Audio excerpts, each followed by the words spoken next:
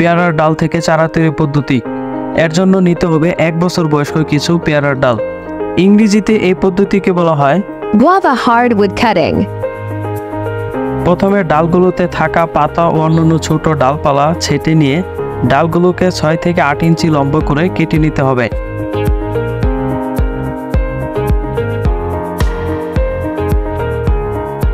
ডালগুলোর নিচের দিক কিছুটা তির্যকভাবে কেটে নিতে হবে, এতে শিকড় আসতে সুবিধা হয়। কাটিংগুলো রোপণ করার জন্য একটি ছোট টবে বালু ভরে নিতে হবে। টবের তলায় কিছু পরিমাণ নারিকেলের ছোবড়া দেওয়া হয়েছে যাতে অতিরিক্ত পানি সহজে বের হয়ে যেতে পারে। এখানে শুধুমাত্র বালু ব্যবহার করা হয়েছে, অন্য কোনো কিছু মেশানোর দরকার নেই। আর বালু হিসেবে এখানে নদীর লাল বালু ব্যবহার করলে সবচেয়ে বেশি ভালো হয়। পানি দিয়ে বালু ভিজিয়ে নিতে হবে। এরপর কাটিংগুলো বালুতে রোপণ করে দেব।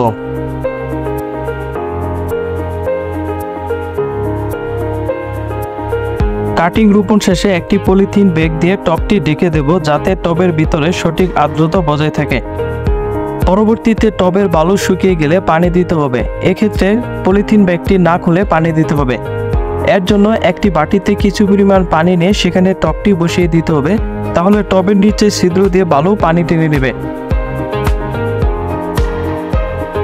এভাবে টবটিকে ছায়াযুক্ত স্থানে রেখে দিতে হবে। 25 দিন পর ডালগুলো থেকে নতুন পাতা বের হওয়া শুরু হয়েছে। এই অবস্থায় পলিথিন ব্যাগটি খুলে দিতে হবে, তবে টবটিকে ছায়াযুক্ত স্থানে রাখতে হবে, রোদে রাখা যাবে না। নতুন পাতা বের হলেও কাটিংগুলো থেকে এখনো শিকড় হয়নি। পেয়ারার ক্ষেত্রে শিকড় আসতে প্রায় 50 থেকে 60 দিনের মতো সময় লাগে।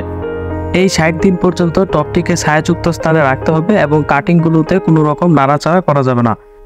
60 দিন পর শিকড় আসলে কাটিংগুলোকে তুলে অন্য জায়গায় রোপণ করে দিতে হবে।